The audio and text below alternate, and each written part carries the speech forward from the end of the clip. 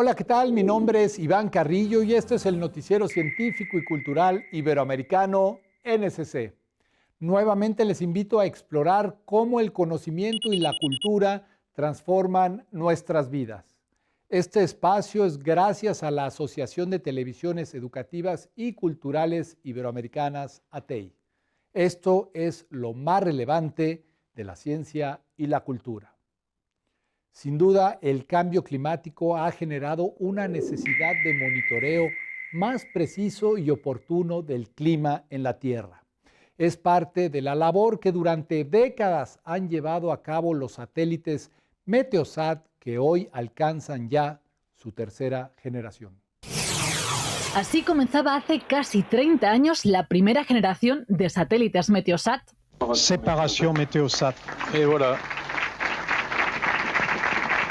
Vamos por la tercera. Anoche se lanzó el nuevo Meteosat. Desde la Agencia Espacial Europea hablan de revolución en la previsión meteorológica. Vamos a tener más instrumentos que radiografían, que estudian la atmósfera con una mayor resolución espacial y temporal. Esto quiere decir que vamos a tener más información de qué es lo que está sucediendo a tiempo real en la atmósfera y, por tanto, mejorar también los pronósticos. Otros 2 satélites completarán esta nueva generación de Meteosat que podría empezar a enviar imágenes en 1 año y medio. Producirá de Europa y Asia cada 10 minutos. Tendrá mayor precisión para detectar incendios y será un auténtico cazarrelámpagos con el 80% del planeta monitorizado.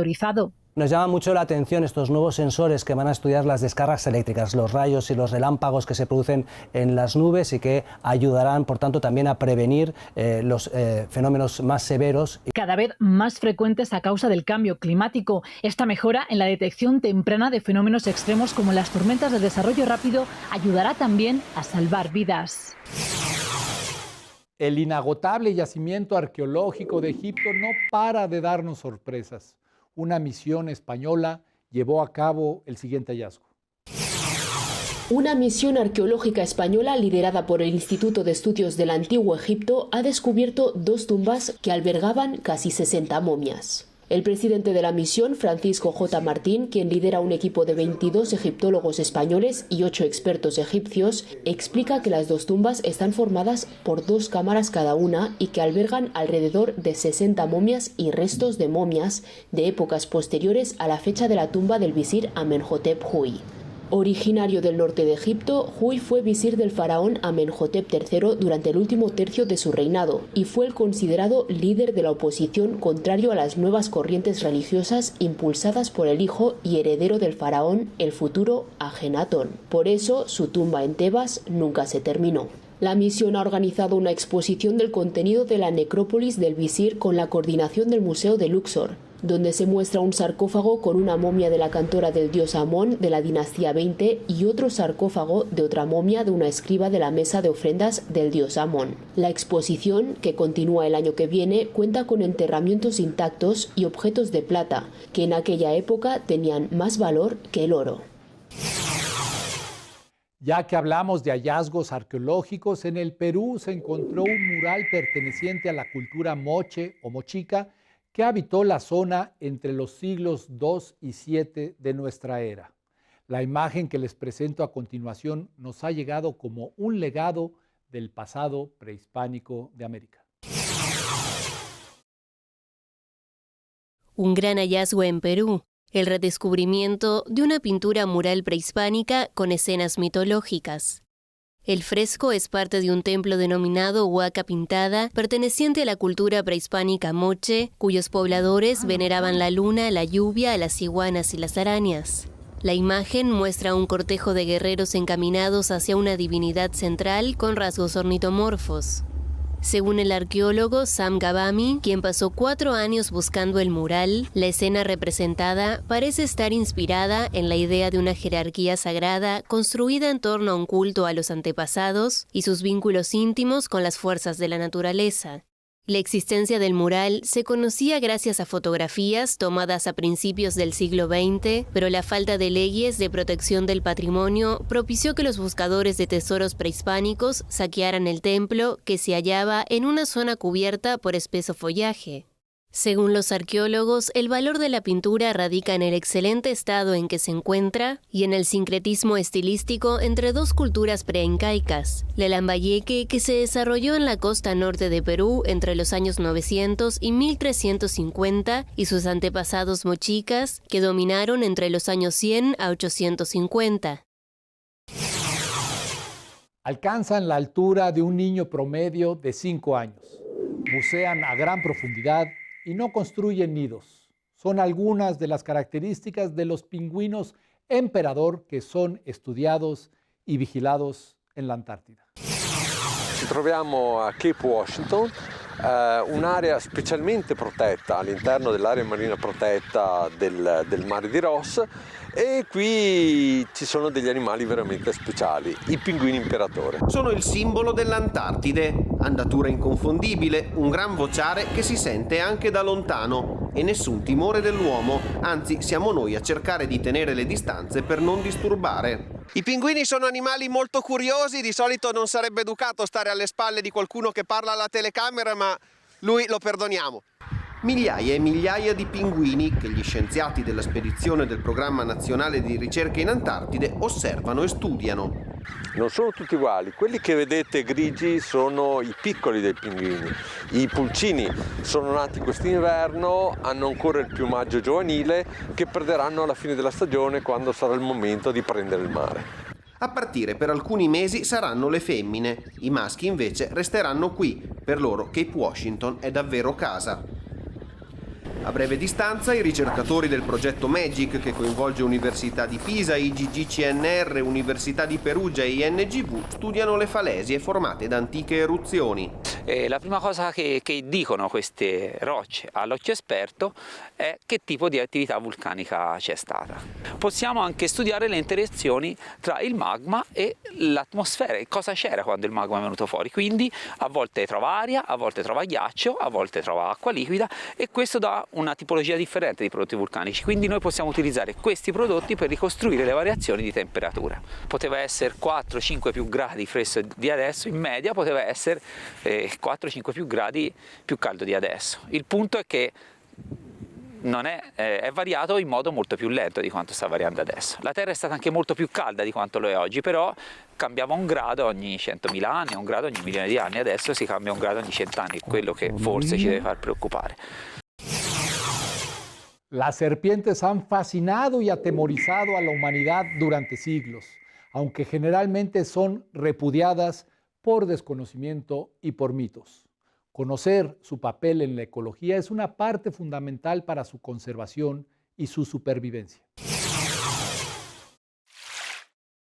Colombia es el cuarto país en cuanto a riquezas de reptiles a nivel mundial, después de Australia, México y Brasil. A lo largo de la historia, estos han sido objeto de gran presión por parte de los humanos, debido a que muchas de estas especies han sido capturadas para el consumo, la tenencia como mascotas, uso comercial y, en otros casos, el sacrificio por el temor que infunden. En efecto, se crea un proyecto desde el Departamento de Biología de la Universidad del Valle, que a través de talleres y actividades con distintas comunidades se busca construir conocimiento y conciencia sobre el contacto con estas especies, sean venenosas o no. Finalmente, esta es una iniciativa que nace principalmente por petición de los mismos habitantes, que en ocasiones no saben cómo resolver distintas situaciones que tienen que ver con las serpientes del Valle del Cauca.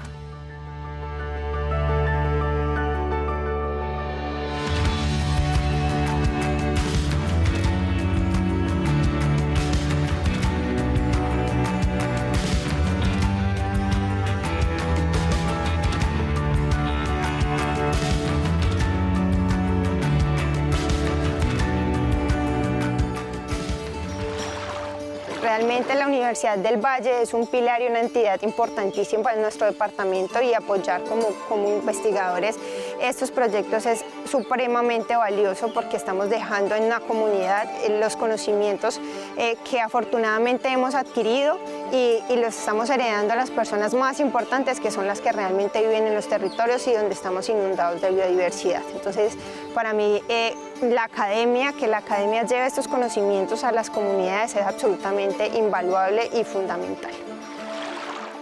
Este tipo de investigaciones que viene llevando a cabo la Universidad del Valle, lideradas por el profesor Wilmar Bolívar, son muy importantes, no solo porque contribuyen a la conservación de las serpientes, sino que también mejora la calidad de vida incluso de nosotros como seres humanos, debido a que a medida que se amplían los conocimientos de sus venenos, pues se abre una mayor posibilidad de cada vez tener un mejor acceso a medicamentos o mejorar incluso el conocimiento acerca del potencial que tienen estos venenos para muchos de los tratamientos que pueden necesitar muchas de las enfermedades que las que padecemos o procedimientos en el campo de la medicina, pero también permiten mejorar la calidad incluso de los antivenenos que producen muchos de los laboratorios. Entonces, por lo tanto, todo este tipo de proyectos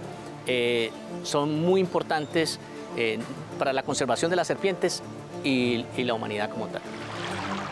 Yo adoro a la Universidad del Valle y obviamente debemos estar en todas las investigaciones que estén en el top y que tengan una redundancia también, no solo desde el punto de vista investigativo, académico y de participación, sino que adicionalmente tengan una redundancia en todo el tema de articulación con muchísimos actores, y más si son actores de comunidades. Entonces, porque vuelvo y digo, es un problema, los accidentes ofídicos es un problema de salud pública, y en ese orden de idea debemos atender todo este tipo de responsabilidades.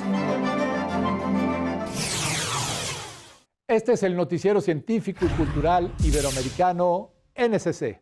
Visite nuestra página noticiasnsc.com. Regresamos.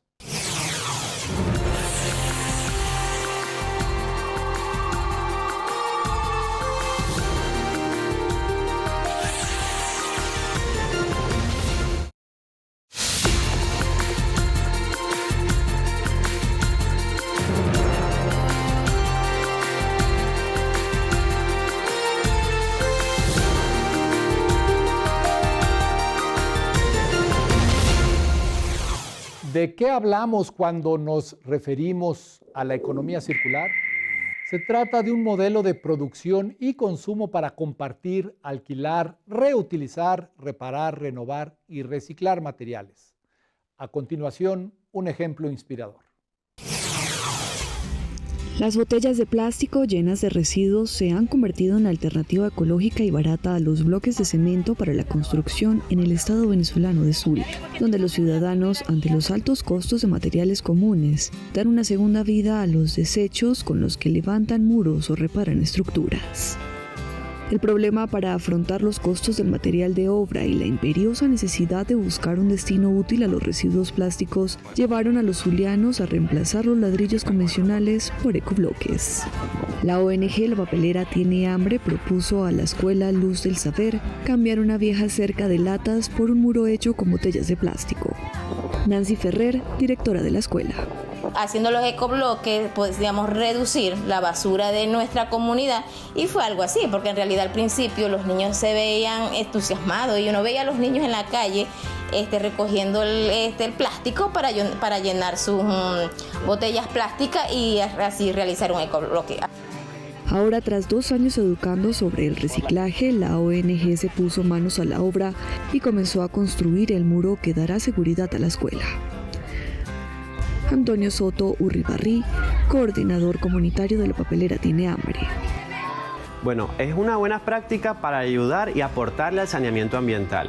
También es una de las alternativas que podemos darnos cuenta por la falta de infraestructura que sufren actualmente estas escuelas en esta zona. Podemos como también darle un aporte a dignificar la educación de los niños y las niñas de la comunidad. Con la construcción del muro se reciclarán unos 5.400 kilos de plástico, equivalente a la misma cantidad de botellas que usarán para levantar la obra. De colores vivos, picos largos y delgados y largas lenguas tubulares, los colibríes son aves que solo existen en el continente americano. Hay alrededor de 300 especies que cumplen una importante labor ecológica. Vamos a conocer más sobre ellos. Con las primeras luces del amanecer, despierta una sinfonía sin igual. Después de una larga y fría noche, los visitantes de estas flores deben tener gran apetito. Ahí está el primero de muchos. Con su pico largo, se adentra en la flor en busca de néctar, su preciado alimento. Mientras lo hace, se impregna de polen que llevará a otra flor para polinizar, beneficiándose mutuamente. Sus vibrantes colores metálicos se obtienen por iridiscencia, mediante la microestructura de sus plumas formadas por varias capas de proteínas. A la sombra se ven pardas, pero al ser iluminadas ocurren múltiples reflexiones que difractan la luz, dando lugar a estridentes tonos, dependiendo del ángulo en que la veamos. Al volar, los colibríes aletean en promedio 80 veces por segundo, pero pueden llegar hasta 200, requiriendo un monumental gasto de energía. Mantener este acelerado ritmo de vida parece complicado, pero no imposible. La clave está en alimentarse cada 10 minutos durante el día y reducir al máximo su temperatura por la noche, entrando a un estado parecido a la hibernación, conocido como torpor. Los colibríes conforman una familia de aves que solo habita en América. Se encuentran en casi todos los ecosistemas, excepto en aquellos muy fríos. De las 300 especies conocidas, 57 viven en México y 12 de ellas son endémicas de nuestro país. La transformación del paisaje para áreas de ganadería, cultivo o urbanas es su principal amenaza, además de la contaminación y las especies exóticas.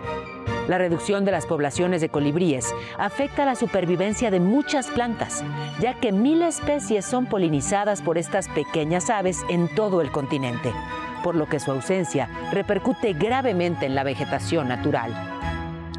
La doctora María del Coro Arizmendi Arriaga, de la Facultad de Estudios Superiores Iztacala de la UNAM, junto a sus estudiantes, realizan un monitoreo de colibríes cada mes en la cantera oriente de la Reserva Ecológica del Pedregal de San Ángel en la Ciudad de México. Aquí los marcan y analizan su abundancia a lo largo del año en el ecosistema del Pedregal, generando conocimiento para conservarlos. Aunque son aves afectadas por la urbanización, los bebederos artificiales han contribuido a que se adapten mejor a vivir en las ciudades y sean más apreciados. Sin embargo, un jardín con flores que los polinizadores buscan suele ser más efectivo.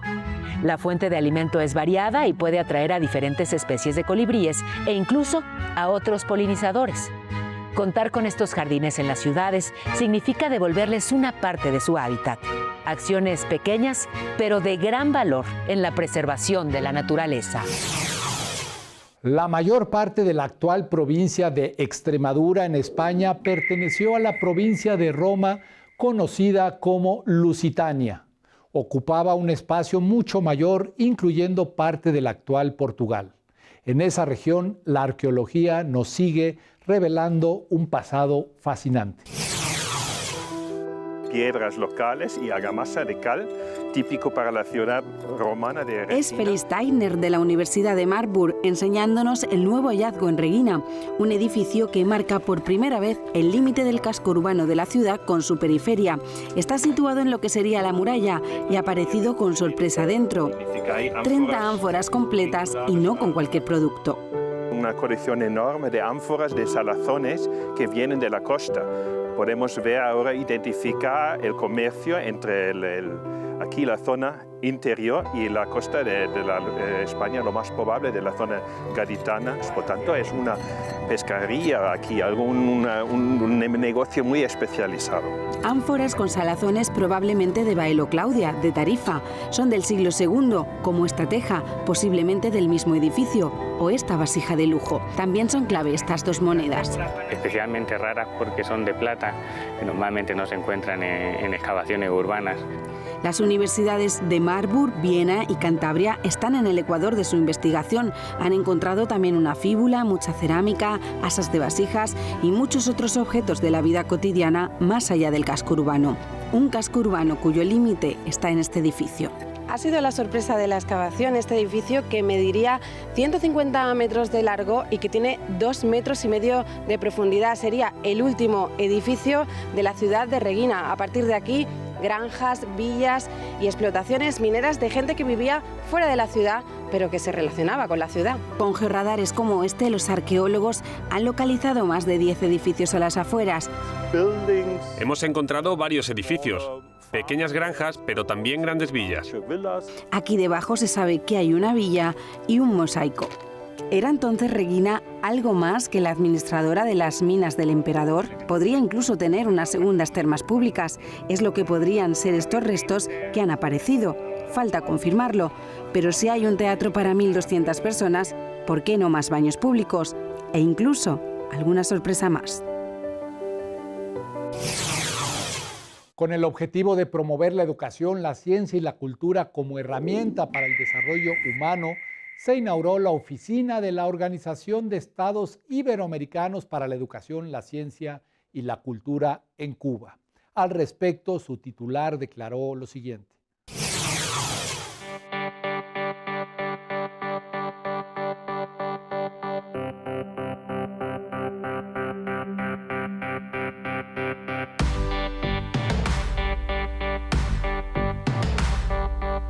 La apertura de la oficina de la Organización de Estados Iberoamericanos para la Educación, la Ciencia y la Cultura en Cuba representa en primer lugar el fortalecimiento de las sólidas e históricas relaciones de Cuba con la organización y con otros países de Iberoamérica, y también constituye el inicio de una nueva etapa cualitativamente superior que permitirá no solamente profundizar en las relaciones anteriormente establecidas, sino también ampliar estas relaciones en función del desarrollo de la educación, la ciencia y la cultura en la región.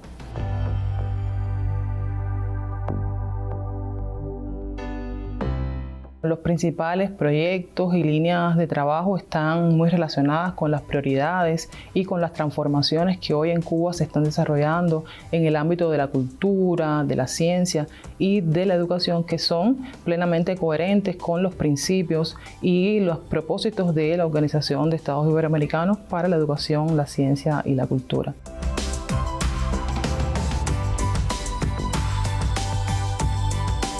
Yo creo que en el contexto actual, donde adquiere una especial significación la unidad, la solidaridad y la cooperación entre los países, así como la contribución de los organismos internacionales, adquiere una significación especial la apertura de la oficina. Por eso, un agradecimiento especial tanto a las autoridades cubanas como a la Organización de Estados Iberoamericanos y en especial a su secretario general. Gracias por acompañarnos en el noticiero científico y cultural iberoamericano NSC. Este espacio es posible gracias al apoyo de los socios de ATEI y de las agencias informativas AFP, EFE, Notimex, Xinhua, Euronews y Deutsche Welle. Mi nombre es Iván Carrillo. Me despido por esta ocasión, pero antes quisiera invitarles a visitar nuestra página noticiasnsc.com y a utilizar nuestra aplicación. La próxima emisión, más información científica y cultural.